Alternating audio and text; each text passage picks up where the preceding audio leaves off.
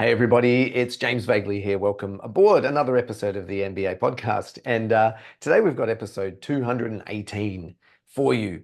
And this is an interesting title that might not make apparent sense, but will in the next 10 or 15 minutes. Variety store broker. I want to talk about the cheapness in the one-stop shop. This situation, you've probably experienced it where everything's good, but there's nothing special. Right? So I want to talk a little bit about that and the implications it has for you in your mortgage business. So the one-stop shop can be a really powerful proposition for a client, but only when it's done correctly. And I don't see many mortgage businesses doing it correctly. Invariably, what happens in a mortgage business is most mortgage businesses try and help everybody with everything. They try and be this variety store broker, right? Doesn't matter who comes in, I've got something to help them, right? It's the department store. It's the everything store. It's the $2 store, right? It makes you look cheap. That's the perception. The psychology and perception of this is real. Most people don't even realize that this is happening, but when you try and be everything to everybody, like a department store, it actually, like a variety store, it cheapens you in the mind of your prospect and client. For example, brokers, maybe it's you listeners, we see this happen a lot. And again, this is unfortunately what gets taught around the industry. And in previous episodes, you'll hear me talk a lot about how what gets taught in the industry is just wrong and outdated. But for example, brokers out there that are helping with resi, commercial, agri, asset finance, they're doing SMSF deals, they're working with mums and dads, PAYG, SMEs, everybody, doctors, nurses, first home buyers, next home buyers, investors, next investors. You get the idea. Like, I'm trying to help everybody with everything. Doesn't matter who comes in, it doesn't matter what they need, I'm going to try and help them. And that's a bad idea for a lot of different reasons. Business efficiency, systemization, standardization, it's incredibly difficult. It makes the work so much harder on you and your team. But what we're talking about today is, of course, the fact that it actually makes you look cheaper in the mind of the client and therefore means you're not going to be taken as seriously. So I want you to think about a couple of instances. Like, everybody has one of these in their town or their city. There's that cafe or a restaurant. Maybe it's the club down the road. Maybe it's the cafe, whatever it is, that does everything. You can get a burger or a pizza. You can get a curry there. You can get pasta. They do seafood. They do steaks. Everybody knows these types of restaurants, right? The cafe that does everything. Versus, let's talk about a specialty store, maybe like that pizza place, right? A lot of towns, again, there'll be a specialty place that only does pizzas, right? Like, have a think about it. We all know the experience. The cafe that does everything, there's 100 things on the menu. Invariably, they do all of those things pretty okay, maybe not very well. Some things are okay, some things are not great. The specialty pizza place probably makes amazing pizzas, doesn't it? Right? Specialization and the perception. Think about the perception of that cafe that does everything, where you just know that everything's going to be average, or going to the specialty place going, they only do pizza, it's going to be good. That's the perception. But yeah, most mortgage brokers are going out there like the cafe that does everything, right? Here's the real important piece that I want you to take on board. Did you ever notice or even think about the fact that better clients shop at specialty stores? Better clients stop at specialty stores. They spend more money and they're less work. Have you ever heard about this? Maybe you've experienced it, for example. I'm not having a go at first home buyers because everybody's going to buy their first home at some point. But we've all heard the stories of a first home buyer that asked 5,000 questions and rang 15 times, needed 15 appointments, to get to the deal and make sure that they were comfortable, right? Versus the experienced investor that already owns 5 investment properties and they were getting their 6th and 7th. They didn't ask any questions. They just need the deal done and they're easy to work with. You can probably charge them fees. They make you more money because there's more deals there and they're less work. We've all heard those stories, or you've probably experienced it directly. So that's why we want to dive into this in more detail. So let me give you some insights on the variety store broker. Let me take a sip of water. All right. So let's talk about some problems. Problems with variety store for a start. So if you're a variety store broker, like that cafe that just has everything from pizza, pasta, seafood, curries, burgers, everything. If that's you as a mortgage broker, resi, com, asset finance, first home buyers, investors, we do it all, right? So the problem with that is that you now have a very generic and general broad offer. So it means your offer and the message that you want to put into the marketplace, like when you meet someone, you try and tell them what you do, makes it really hard to attract leads and referrals and partners because there's nothing special about what you do. You try and do everything to everybody and it's just okay. There's nothing special about that, right? The other problem with variety store is that every client is different. You know, if you work with a different client every day, like a first home buyer, then an investor comes in, someone's PAYG, then it's an SMSF deal, then it's a complex one with trusts and companies. If every client is different and every outcome's different, so every deal and solution is different, it means your workflow, research process, team, it's going to be so much harder. Whereas imagine if you just worked with first home buyers or investors, the solution is going to be similar. The policies and the deals are going to be similar. It makes your team and workflow so much easier and faster if you're doing similar types of deals. So variety store is very, very difficult from a team and systems perspective and efficiency. Next, this is the big one. Problem with variety store, price and rate and lenders becomes highly important to the buyer because you don't have anything else on offer. So let me repeat this one, it's that important.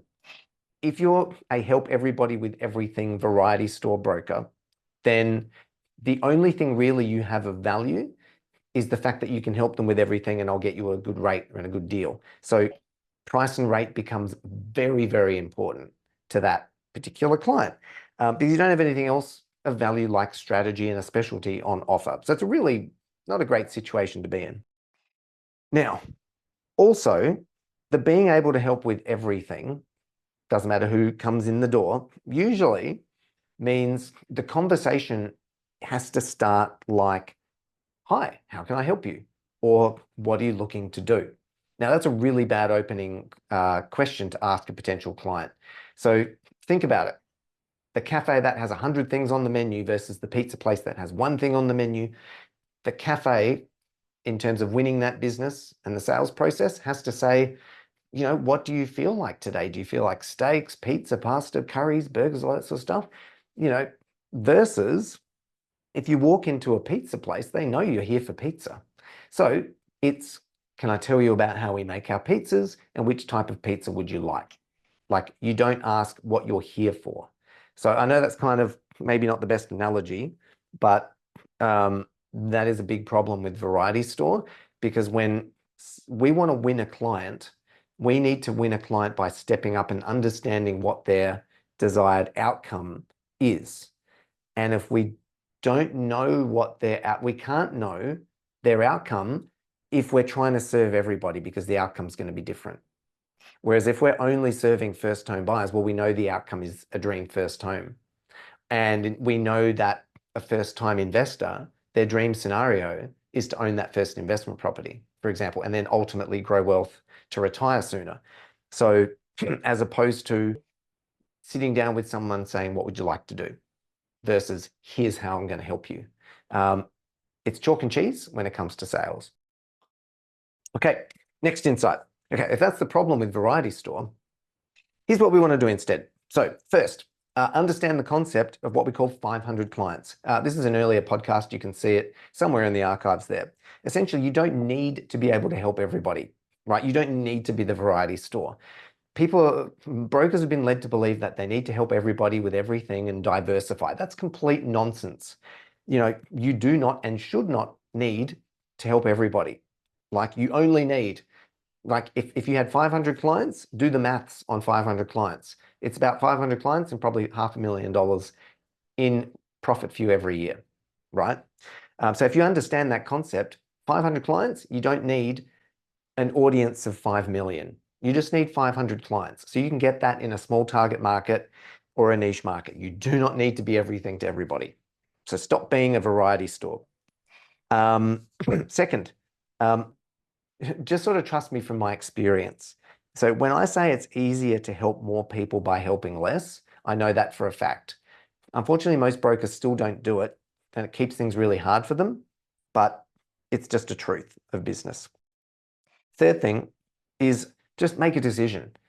Like, understand that you don't have to try and be everything to everybody.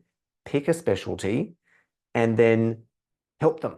Like, I've just worked with doctors or nurses or first-time buyers or investors and actually help them achieve a particular outcome, right?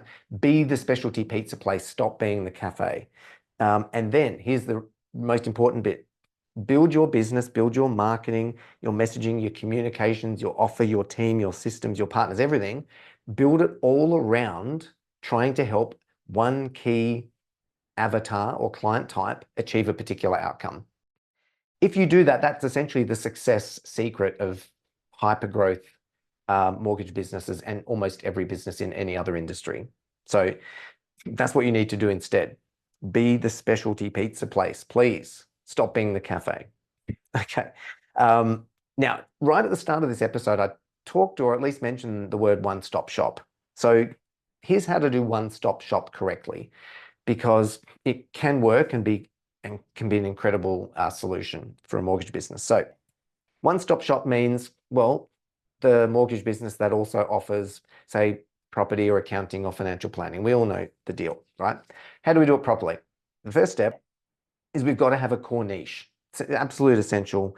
You have to have a core niche or promise that helps them with an outcome, and the outcome cannot be a loan, i.e., I help people achieve financial freedom. That's a bigger picture outcome that is not just a loan. So you've got to help a niche with a core outcome.